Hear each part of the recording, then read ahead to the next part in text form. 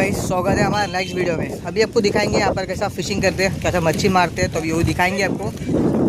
यहाँ देख off season में हम लोग सिया मारे हैं। यहाँ देख सकते हो, यहाँ पर सब मच्छी मार रहे हैं यहाँ पर। और ऑफ सीजन में हम लोग क्या मार रहे हैं वो दिखाना है तो दिखा सकते हो आपको। यहाँ देखिए, फेमस सी फूड। ये फेमस सी फूड है, उसका नाम बता सकते हो तो कमेंट में कमेंट करिए। इसका नाम क्या है? साइज़ देखिए कितना बड़ा है, होगा 4-5 किलो का।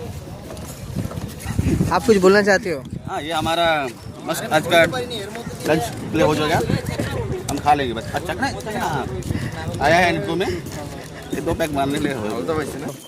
भाई कुछ बोलिए यार, आप कैसा फीलिंग लग रहे हो सीए मच्छी पकड़ के नहीं, आप तो नहीं मारे हो लेकिन देख के कैसा लग रहा है?